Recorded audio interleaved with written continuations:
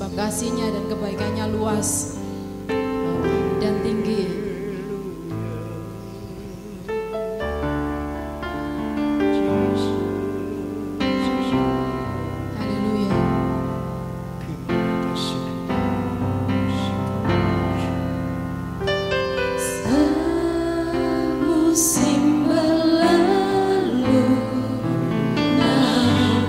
Selalu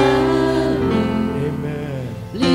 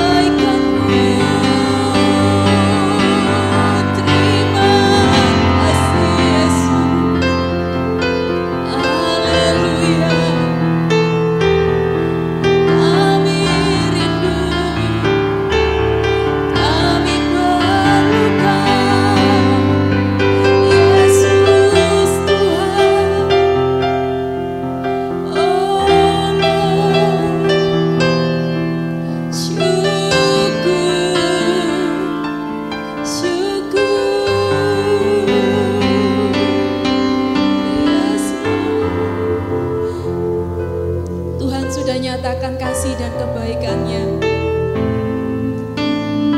Biarlah kita boleh nyatakan juga kasih kita, kerinduan kita kepadanya. Yes Lord, yes Lord Jesus. Lebih luas dari samudra. Saya undang Bapak Ibu untuk bangkit berdiri kembali. Takkan habis di hidupku, lebih tinggi dari cakrawala, tak terbatas kasih-Mu. Sungguh ku bersyukur. Lebih luas. Pelayanan selanjutnya saya serahkan kepada hamba-Nya yang bertugas.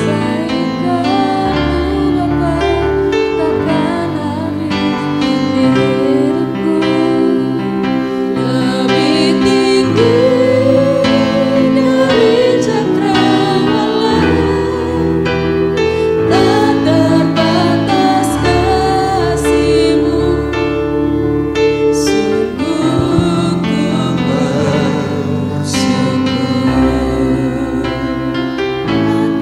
Atas kasih-Mu, sungguh ku bersyukur. Tak terbatas kasih-Mu, Sungguh ku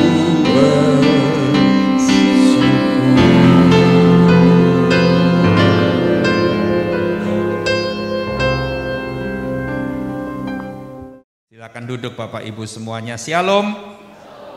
Selamat pagi. Saya percaya saudara tetap dalam keadaan yang baik-baik.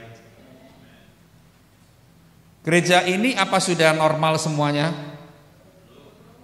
Maksudnya kalau dulu sebelum pandemi kan minggu 2 kali, hari ini, hari ini ada itu. Sekarang sudah kembali normal atau belum? Belum. Tapi saya ingin sampaikan begini Bapak Ibu semuanya. Memang saya juga gereja saya belum normal. Dari 3 kali ibadah baru 1 kali ibadah. Itu pun harus daftar, itu pun harus pakai nomor kursi. Kalau tidak daftar dan sudah batas, sudah kuotanya sudah habis, tidak bisa dapat tempat di gereja, mereka ikut online. Ikut online dan hari-hari lain belum ada ibadah apa-apa, saudara. Ini acara itu, jadi dari Senin sampai Sabtu itu tidak ada acara apa-apa. Ya, cuma semua via Zoom, semua online saja, komsel via Zoom semuanya. Dan hari Minggu cuma 1 kali. Kalau Paskah nanti minggu depan ini baru 2 kali. Jumat Agung baru 2 kali. Tapi saya berpesan kepada jemaat dan saya berpesan juga kepada saudara, masa-masa seperti ini bukan masa liburan bagi saudara. Bukan masalah saudara enak-enakan karena gereja nggak ada acara dan saudara bisa santai-santai di rumah. Saudara merasa ini masa yang istirahat, mungkin masa holiday mungkin bagi saudara, sehingga saudara bisa santai dan segalanya. Saudara dengar, ini masa seperti ini, saudara perhatikan, saudaraku semuanya. Masa seperti ini seharusnya membuat kita ini semakin bersiap-siap diri seharusnya. Karena gini, ini kan masa bukan masa normal, betul enggak saudara? Kalau pemerintah bilang ini new normal kan ya. Tapi kalau saya bilang bukan new normal, ini masa abnormal, saudara. Masa yang sudah tidak normal. Dan saudara mungkin karena gini, pikirannya gini, kalau nanti sudah ada vaksin, sudah vaksin semua, sudah 2 kali vaksinnya, oh normal lagi. Belum tentu. Karena virus COVID itu ada bentuk baru lagi, ada varian baru lagi, dan macam-macam kita belum tahu apa yang akan terjadi. Jadi saudara semuanya harus tahu bahwa masa-masa seperti ini masa-masa kita persiapan, sungguh-sungguh menyiapkan diri kita sungguh-sungguh di hadapan Tuhan. Kalau dulu waktu masa normal, saudara enak-enakan, saudara santai-santai, mau pergi gereja ya iya, mau ndak ya iya, mau doa ya ndak, mau doa ya ndak apa-apa, sakarepmu sendiri, ya kan? Bapak Gembala membimbing saudara, mengajar saudara, saudara mau berontak, mau ndak terima, mau ini, mau itu, mau tersinggung, mau segala. Saudara, di masa seperti ini seharusnya saudara tahu ndak ada lagi hal-hal seperti itu terjadi. Ini masa-masa persiapan kita menghadap masa yang hal-hal yang lebih heboh lagi di depan ini. Sungguh, saya bukan nakut-nakuti. Saya bukan membawa berita-berita yang negatif bagi saudara. Saya ingin saudara supaya semua tahu. Jangan mengharapkan masa yang akan datang ini masa yang enak lagi, kita bisa normal, kita bisa seperti dulu lagi, enggak bisa. Saudara, justru saudara di masa-masa seperti ini, saudara harusnya dulu yang suka tersinggungan. Masa-masa seperti ini, masa-masa persiapan mengikis kedagingan kita sungguh-sungguh supaya kita tidak lagi melakukan seperti itu. Saudara dulu yang suka sakit hati sama orang, suka gosip-gosip sama orang. Ada enggak orang-orang di sini suka gosip-gosip? Kayaknya enggak ada, Pak. Ya kayaknya enggak ada. Semua luar biasa di tempat ini. Saya salut banget gitu loh. Tapi kalau ada, saudara tolong orang-orang yang saya maksud itu, mbok ngerosok titik gitu loh saudara. Mbok tersinggung enggak apa-apa, tersinggung sama saya. Karena kalau saya saudara tersinggung dengan firman Tuhan berarti saudara ngerosok sakit dengan berita firman Tuhan, dengan kata-kata saya, berarti saudara akan bertobat, ya toh. Saudara kalau masih gosip sana, iri hati sama sini, sama situ, terus ngomong yang tidak baik tentang orang itu dan sebagainya, sudah jangan dilakukan lagi di masa-masa seperti ini. Masa-masa seperti ini masa-masa persiapan benar-benar, tidak main-main. Kita tidak tahu kapan waktunya, tapi semuanya sudah semakin dekat, itu yang pasti. Ya saudara, itu yang pasti.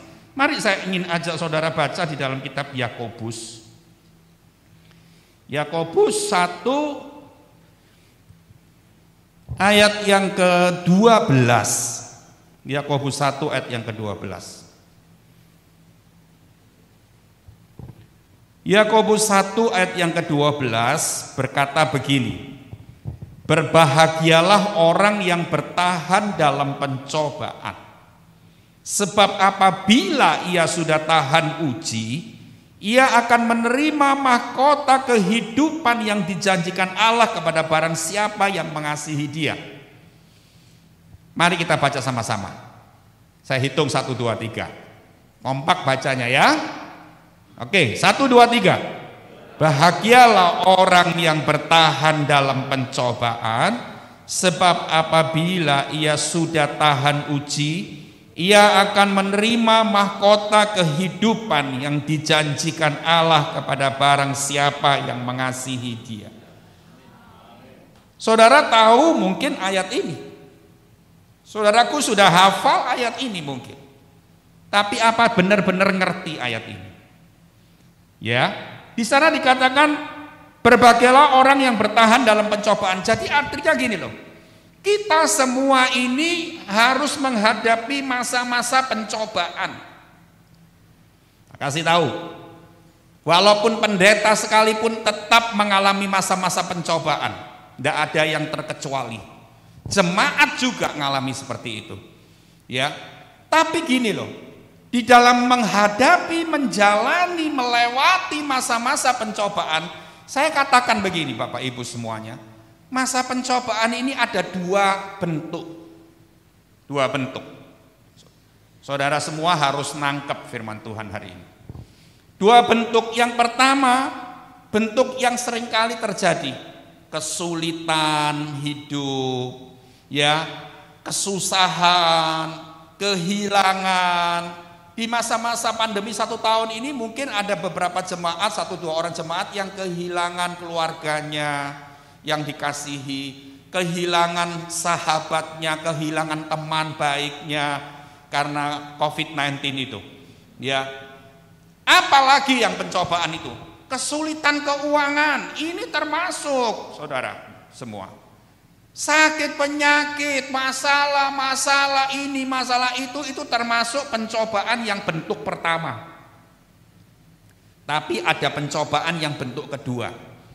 Saudaraku semua diberkati, ada semakin banyak kesulitan, orang-orang jatuh ke ekonominya, keuangannya jatuh, hancur. Kan zaman ini kan susah gitu, saudara. Ya, saya itu melihat ada orang-orang yang mengeluh di masa-masa pandemi ini, dia harus kehilangan pekerjaannya, kehilangan gajinya 50%, kehilangan ini apa macam-macam. Jadi kesulitan keuangan itu semakin meluas gitu loh. Tapi ada orang-orang yang 1-2 orang juga saya temui, dia semakin diberkati di masa-masa seperti ini. Kan aneh toh? Ini juga pencobaan. Ketika Bapak Ibu Saudara mengalami mujizat di masa-masa seperti ini, mengalami banyak kemenangan, banyak terobosan, ini juga pencobaan saya katakan. Jadi pencobaan itu ada 2 macam.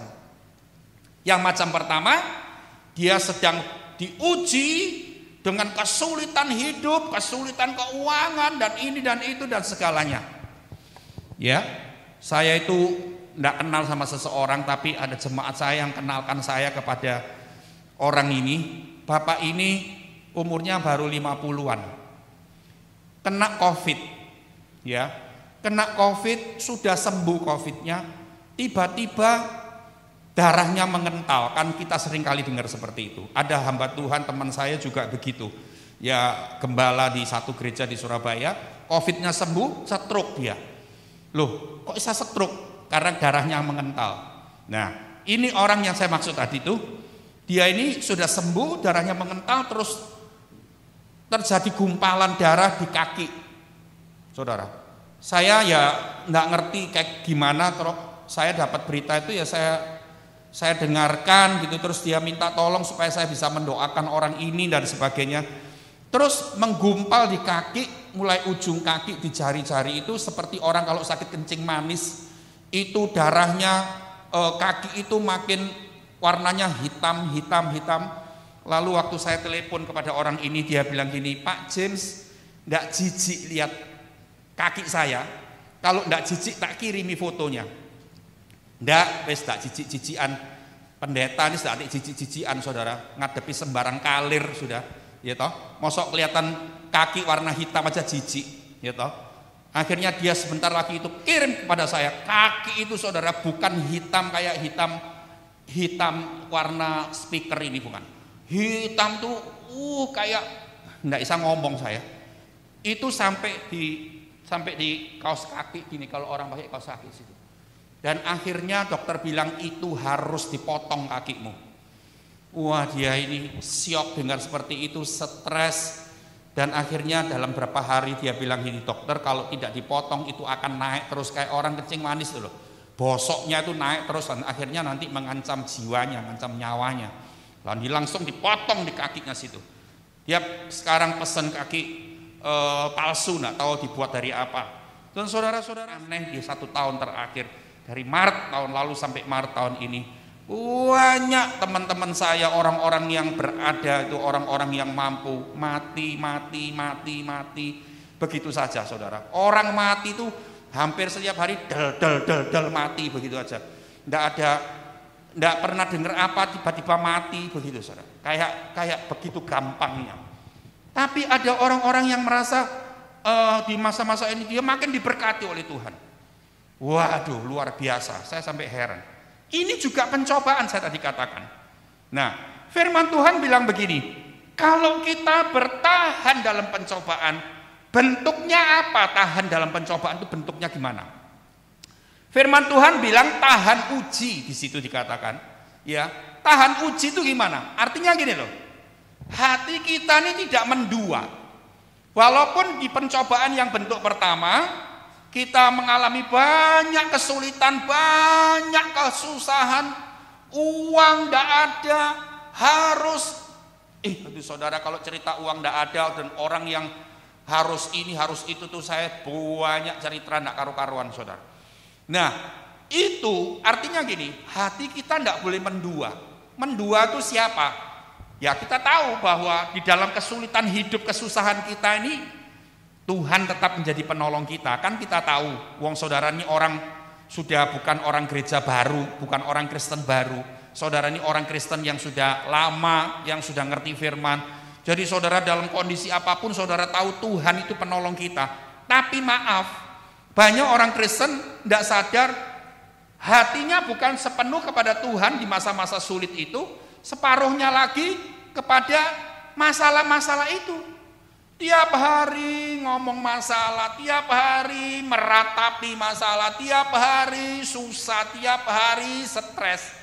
Itu artinya mungkin hatimu ini kalau 100%, 10%-nya tok kepada Tuhan, tapi yang 90% ini kepada masalah kesulitan hidup ini loh. Tak kasih tahu. Nah, kalau saudara menjadi orang Kristen yang seperti itu, berarti saudara tidak tahan uji. Ngerti ya? Kalau saudara bisa tahan uji di masa yang sulit sekalipun, oh engkau tetap pandanganmu kepada Tuhan sepenuh. Ngalami masalah, memang orang bilang masalahmu ini masalah gede, masalah bukan main-main. Tapi engkau tetap bisa sukacita, tetap bahkan bisa bersyukur. Itu tahan uji, itu tahan dalam pencobaan. Itu yang dikatakan oleh firman Tuhan, berbahagialah orang seperti itu. Jelas saudara. Jadi kalau orang saudara bilang begini, ya mana ada orang alami masalah kok sukacita. Loh ya secara duniawi memang tidak bisa sukacita. Kalau orang ngalami masalah, semua orang bilang ini pasti stres.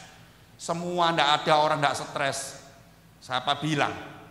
Saya sebelum ngomong begini, saya diuji Tuhan selama beberapa bulan terakhir. Masalah yang begitu berat. Tapi saya latihan terus, saya tidak mau stres. Saya tidak mau membicarakan masalah, saya tidak mau tertekan, saya tidak mau bersungut-sungut dan sebagainya, tidak mau. Saya tetap arahkan pikiran saya tetap hati saya kepada Tuhan, tidak ngomong yang negatif sedikit pun. Ya benar saudara, kalau kita ngerti itu dan kita mau lakukan itu, kita bisa. Kita tidak ikut orang dunia. Orang dunia bisa stres, bisa bersungut-sungut, bisa marah-marah, bisa nyalakan sana, nyalakan sini, nodeng sana, nodeng sini, tidak karu-karuan itu. Tapi kita harus jadi orang yang tahan uji. Tahan uji itu artinya sepenuh hatimu, penuh pikiranmu cuma kepada Tuhan, tidak pada yang lain. Bisa? Bisa. Kalau kita mau dan kita mau belajar, pasti bisa. Tidak ada yang tidak bisa. Ditolong oleh Roh Kudus kok yang menolong kita. Sama juga di pencobaan yang bentuk kedua, kita lagi diberkati, kita lagi dilimpahi, banyak materi, banyak segala macam jawaban doa dijawab sama Tuhan. Awas, hati-hati. Kadang-kadang juga begitu, 90% hati kita kepada berkatnya Tuhan itu, kepada harta itu, kepada sukacita yang kita lagi alami gini ya, kemenangan-kemenangan. Cuman 10% aja kepada Tuhan. Ya kan? Itu meninggalkan Tuhan justru di masa-masa diberkati. Banyak toh? Banyak. Ini artinya saudara enggak tahan uji. Ya, saudara mau tahan uji dan firman Tuhan bilang berbahagia. Kenapa kok dikatakan berbahagia? Dengar ini firman Tuhan. Dia bilang begini, karena kalau kamu sudah tahan uji, kamu akan dapat mahkota kehidupan. Tak tanyai saudara, ngerti tak artinya mahkota kehidupan? Ngerti enggak?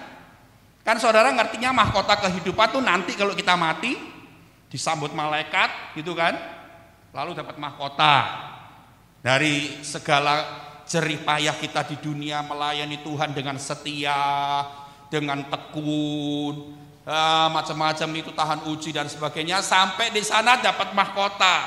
Betul, saya tidak menyangkal, tapi saya tidak ngomong mahkota yang itu nanti, itu tidak, terlalu jauh dan saudara mungkin tidak membayangkan itu. Saya ngomong mendapat mahkota kehidupan itu di waktu kita di dunia masih hidup. Apa artinya mahkota itu? Saudara tahu, mahkota itu lambang apa? Mahkota itu lambang kehormatan. Mahkota itu lambang kebesaran. Yang pakai mahkota itu cuma permaisuri atau raja atau orang-orang besar dalam sebuah kerajaan. Betul enggak? Kalau anak saudara ulang tahun dikasih mahkota itu mahkota-mahkotaan toh, yang kertas gitu toh, dicegrek langsung dicepno di kepalanya anak-anak kecil. Semua datang dikasih. Itu bukan mahkota yang sesungguhnya itu. Tapi lambang mahkota itu bicara soal kehormatan, soal kebesaran, soal apa lagi? Lambang apa itu? Bicara soal apa tuh? Mahkota. Bicara soal keagungan. Saudara, di dunia ketika kita hidup, kalau kita tahan uji, wow, saudaraku apa? Kita dapat kebesaran dari Tuhan. Kita dapat kehormatan dari Tuhan. Lalu saudara bilang begini, Pak, aku ini orang sederhana, mana bisa menjadi orang dapat kebesaran, dapat kehormatan dari Tuhan. Janji Tuhan ini tidak ada hubungannya dengan saudara sederhana, punya uang berapa, sekolah tinggi atau tidak, punya kekayaan atau tidak ada hubungannya. Firman Tuhan cuma bilang hubungannya apa? Kalau kamu tahan uji, kamu tahan dalam pencobaan, dapat mahkota. Tidak peduli kita orang miskin, tidak peduli kita orang sederhana, tidak peduli kita ini orang sekolah tinggi atau tidak dilihat itu. Saya punya satu kejadian tante saya, wai saya. Ya, kakaknya mama saya tuh. Mama saya itu anak kedua. Ini kakaknya paling tua. Dia ini tidak menikah, saudara. Tidak menikah. Karena tidak menikah, tidak punya anak, sehingga dia ini waktu dulu kami masih kecil-kecil dia seneng ngeramut keponakan-keponakan. Nah, saudara mama saya itu ada 7 orang. Dia pertama, mama saya kedua. Dari 7 orang bersaudara ini, mama saya ini yang paling pertama menikah. Karena dia tidak menikah toh. Adiknya yang ketiga ini di Amerika. Di Amerika menikah. Tapi kan tinggalnya di Amerika. Adik yang keempat menikah jadi dokter tapi di luar kota, bukan di Surabaya. Adik kelima tidak menikah. Adik keenam menikah tapi di Austria, di luar negeri, tidak di Indonesia, mulai muda. Adik ketujuh belum menikah karena masih kecil gitu kan. Jadi yang menikah itu mama saya dulu. Mama saya punya 3 orang anak, saya termasuk salah satunya. Jadi dari dulu mama saya waktu saya masih kecil tuh, wai saya ini yang ngeramuti kami, gitu. Jadi kalau saya dulu waktu SD itu sekolahnya di IMKA. Kenapa sekolah di IMKA yang di Kombes sana tuh deket? Dulu ada namanya Biskup Ria di situ, ya. Nah, kenapa milih situ? Itu kan sekolah enggak terlalu bagus. Saya SMP pindah ke Petra.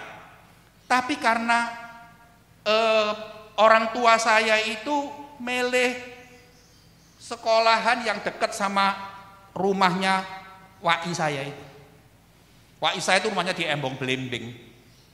IMKA itu kan dekat jalan kaki gitu tok, saudara. Nah, siang saya pulang sekolah jalan kaki ke rumahnya dia yang kasih saya makan, ditidur siang di sana, nanti sore malam baru papa saya jemput saya pulang ke Mojo Arum. 6 tahun seperti itu. Kakak-kakak saya juga seperti itu. Kakak saya 2 orang tuh les biola itu di Tegalsari. Di Tegalsari itu kan dekat sama Embong Blimbing. Jadi kalau dari Tegalsari Selasa les biola sampai malam enggak pulang rumah karena rumahnya jauh di Mojo Arum kan, enggak punya kendaraan. Itu nanti dua-dua itu tidur sepanjang malam semalaman itu di Embong Blimbing. Jadi wai saya itu yang ngerambut, tapi dia enggak punya anak sendiri jadi open sama ponakan. Dan dia kerja sendiri. Ya, kerja sendiri dari muda itu bikin madu mongso, jualan madu mongsonya dia tuh enak, enggak ada kertas-kertas tuh enggak ada. Ketannya itu wis enak semua, enggak ada yang gitu. Terus nanti jual ini, jual itu, bikin ini, bikin itu. Pernah kerja percetakan juga dan sebagainya. Dia tuh pokoknya apa saja dikerjain. Sejak dia tua, umur 65, saudara, dia bergabung sebuah gereja dan gereja ini bilang sama tante saya ini, wes mau jadi full timer aja di gereja ini, bagian pendoa. Jadi saya itu, tante saya itu di gereja itu nggak bisa apa-apa toh, orang umur 65, mosok suruh ngerjain yang lain-lain. Dia cuma tiap hari ngantor dari jam 8 sampai jam 4, kerjanya itu cuman berdoa, buat gereja itu berdoa terus gitu, digaji sama gereja. Jadi pendoa itu digaji. Dan dia enggak bingung lagi kerja.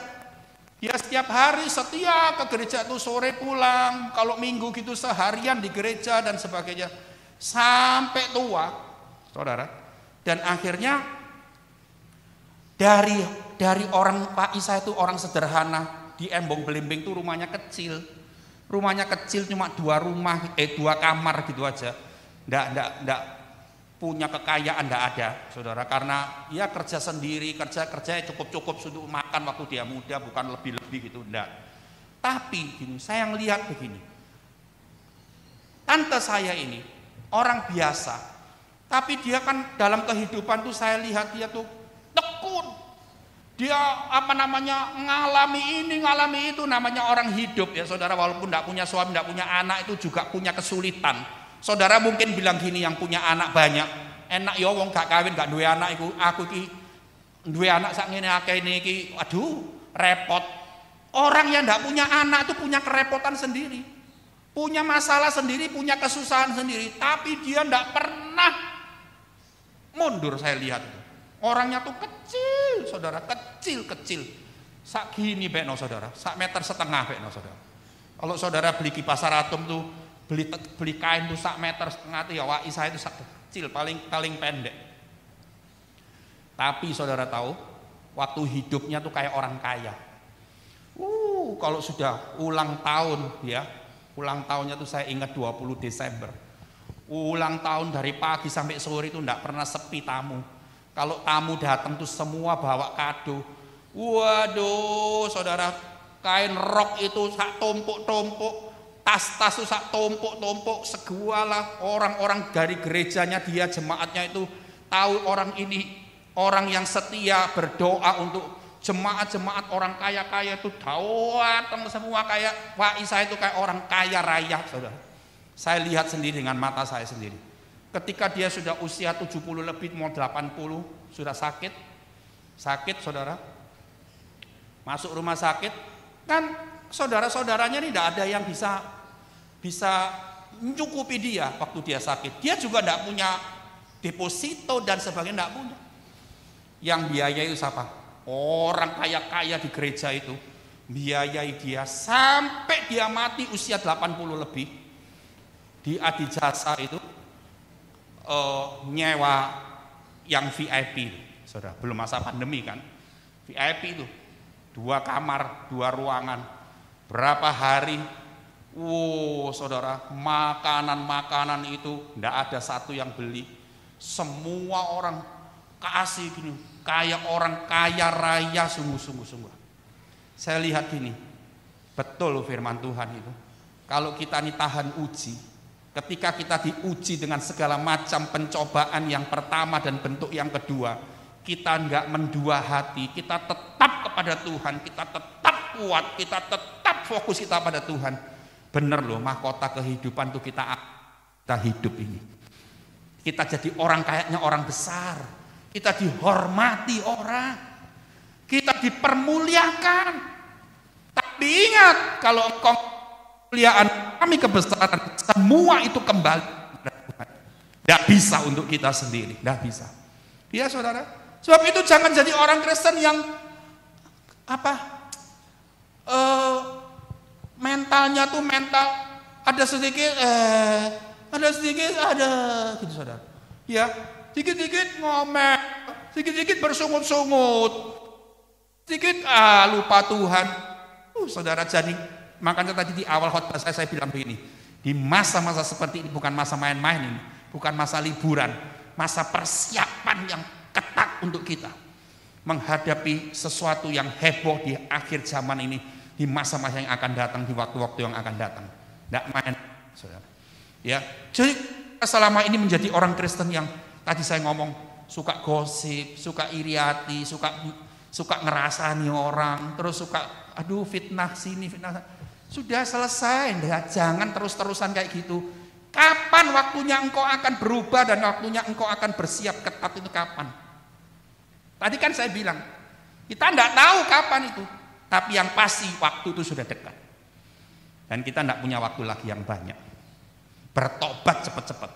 Kalau saudara sekarang ini jadi orang Kristen sudah 20 tahun, hidup kudus saya masih perjuangan terus. Aneh toh? Harusnya jadi orang Kristen 20 tahun itu sudah mencapai pencapaian rohani. Saya ngomong pencapaian rohani bukan pencapaian secara materi loh, bukan pencapaian secara duniawi. Pencapaian rohani itu artinya, untuk hidup kudus itu sudah gaya hidup kita. Tidak kudus sedikit, gelisah kita. Tapi orang Kristen kenapa? Untuk hidup suci, untuk hidup kudus saja masih perjuangan.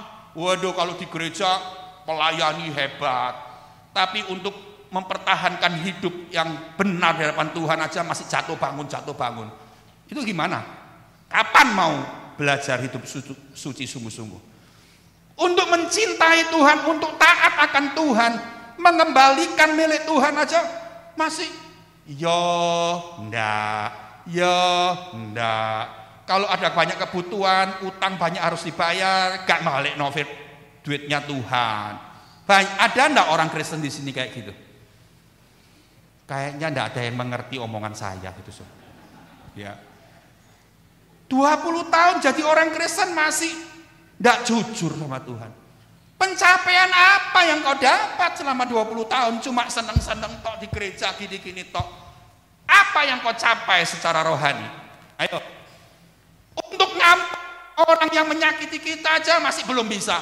Datang ke papi mami, doakan aku supaya aku bisa ngampuni. Aduh, itu dulu jiwa baru kayak gitu. Tapi kau sudah jiwa lama, masih minta doa bisa biar ngampuni. Ampun. Nah, terus kapan kamu bisa mengampuni? Dan padahal firman Tuhan ini banyak yang harus ditaati satu persatu. Banyak loh. Nah, main-main saudara. Saudara jadi orang Kristen senang-senang gitu. Pokoknya minggu ke gereja, ya kan? Sedangkan ada beberapa orang yang masih takut ke gereja. Wah, tapi kita berani ke gereja. Cuma saudara bangga-bangga begitu toh. Tapi belum pernah mencapai sesuatu yang harusnya kita capai di usia rohani kita yang sekian ini. Malu apa enggak? Bukan cuma soal malu, tapi bagaimana nasib kita nantinya ini loh. Kalau kita ini belum bisa, itu belum bisa, ini belum bisa. Untuk tutup mulut cerita kejelekan orang aja belum bisa. Kalau sudah cerita kejelekan orang tuh mulut ini bisa jepaplak terus gitu saudara. Untuk nutup enggak bisa. Kalau cerita keberhasilan orang, kemenangan, mujizat, tutup rapat. Ada enggak saudara di sini seperti itu? Ya, loh ada yang bilang akeh. Loh, semoga enggak ada lagi saudara. Semoga enggak ada lagi. Ya saudara, sebab itu saya ingin sampaikan. Kalau firman Tuhan berjanji memberi mahkota kehidupan, itu ya dan amin. Enggak pernah meleset. Saudara, enggak pernah meleset. Sebab itu saya ngomong sama Bapak Ibu semuanya. Saya mau ngomong sebelum saya selesai. Ayo, pencobaan model apapun kita tetap bertahan. Kita tetap jadi orang yang tahan uji kata firman Tuhan. Semua keadaan tidak membuat kita bergeser dari Tuhan. Banyak kesusahan tapi hatimu tidak penuh dengan kesusahan. Hatimu cuma penuh dengan Tuhan. Ini luar biasa. Ini yang dicari di masa dunia yang seperti ini. Dunia seperti ini tidak cari orang Kristen yang cuma pergi gereja senang-senang pulang, pergi gereja semangat-semangat, bukan. Cuma cari gitu. Tapi cari orang-orang yang benar-benar di masa-masa pencobaan yang berat ini. Bisakah kita tetap hati kita kepada Tuhan? Terus bersyukur, banyak bersyukur.